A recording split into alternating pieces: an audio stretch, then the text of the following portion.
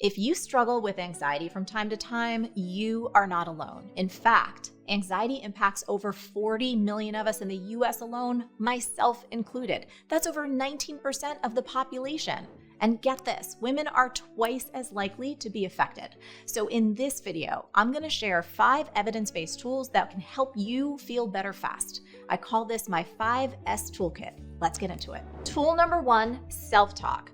So 9 times out of 10, when a wave of anxiety hits me, I'm usually alone and out in public. It is not convenient, it is not fun. All of my senses get flooded and sometimes it feels really scary. And the first thing that I do when that happens is I start talking to myself out loud. Now it's usually in a soft whisper, like barely under my breath, but I can hear it. And I just say a simple phrase again and again. So I say, Marie, you're okay. You're okay. You are okay. Marie, you are okay right now. You're going to be okay. And you are okay. So I just say riffs on that simple little phrase, on that self-talk, on repeat until I can either get myself home or I can get into someplace quiet that's private. And on the rare occasions that I get an anxiety attack at home, I go straight to my bathroom, I close the door, I look in the mirror, and I say those same phrases again and again to myself out loud. And I know that this might sound really silly, but for me, it works wonders. Turns out that there's research that shows that self-talk, when you do it in the third person, meaning you're saying your name to yourself, it can actually be a very effective method for emotional self-regulation that can reduce anxiety. So one suggestion for you to consider: make sure that your self-talk is compassionate and encouraging. I like to think about it this way. When I get flooded with anxiety, I just instantly surrender to what I believe is my higher self, my divine self. I just allow her to take over and run the show. And her tone, her energy, it is always clear, it's calm, and it's certain.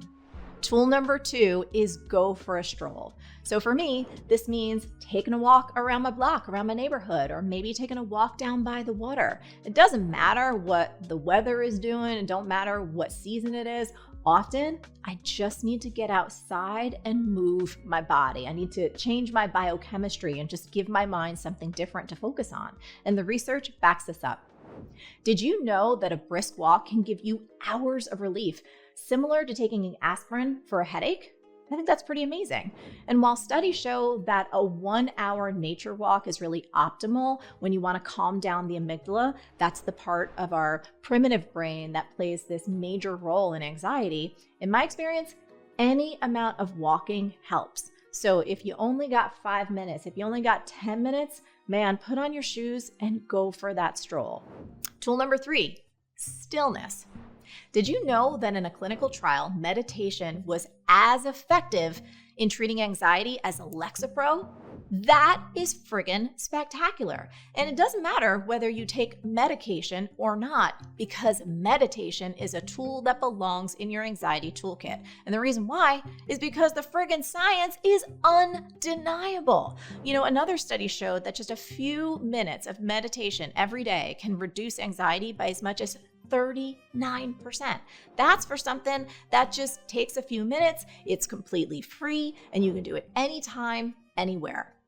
And look, when you're in the middle of an anxiety attack, I get it.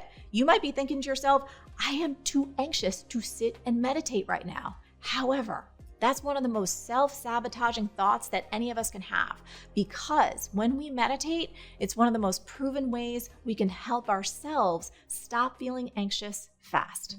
And here's what I think is so powerful. So when you sit and meditate, you literally emit different brain waves. You shift from high beta waves, which are associated with increased stress and anxiety, into alpha and sometimes even theta waves, which are shown to decrease anxiety.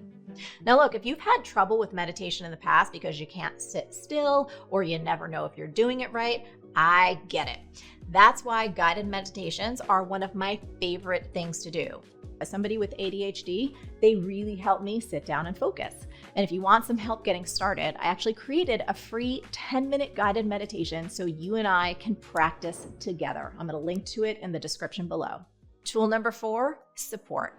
So in other words, do not suffer alone. For some of us, even admitting that we have anxiety or that we struggle with it from time to time, that alone can be tough because you don't want to appear weak and you don't want to look vulnerable. I get it. However, let me lovingly remind you of my life philosophy, which is this: everything is figure-outable, including anxiety. And it's often way more figure-outable when we connect with others.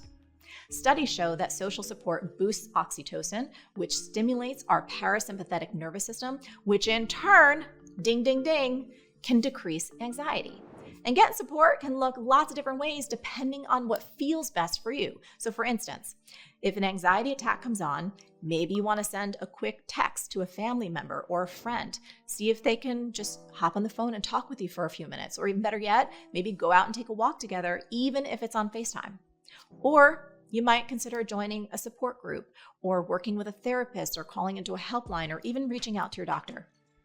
No matter what you choose to do, do not suffer or struggle alone. There are literally millions of us that can relate, and I know you know this in your heart. All of us do better when we connect with others and we get support. Tool number 5 is sweat. So here's a really wild bit of research. Did you know that people with anxiety tend to be more sedentary and do less intense forms of physical activity, if any? And this is such terrible news because movement, meaning some form of physical exercise where you break a sweat, might be the single most powerful non-medical solution we have in treating and preventing anxiety. Now, how exactly does exercise help? Here's how.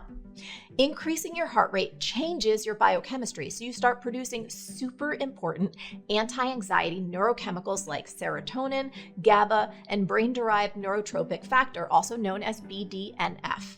Moving your body lowers muscle tension, which helps you quickly feel less anxious. And exercise also activates your prefrontal cortex. So that's the executive thinking part of your brain, and it simultaneously quiets down the amygdala, which is that primitive part of the brain that plays a key role in feeling anxious. And look, science is cool, it's important, but you don't need a friggin' research paper to know how good you feel after working up a sweat. And the best news is the type of exercise, it really doesn't matter. So just pick something you enjoy, whether it's lifting weights, one of my favorites, maybe it's about doing yoga or Pilates or dance or running or swimming or even going for a bike ride. Exercising consistently, it is one of the best, most powerful things you can do to treat your anxiety. So whenever in doubt, sweat it out. And there you have it. The 5S Anxiety Toolkit. Each and every tool is evidence-based, and best of all, you can use them anytime, anywhere. If you like this video, hit that like button and subscribe, and make sure you download that free guided meditation. It is linked below.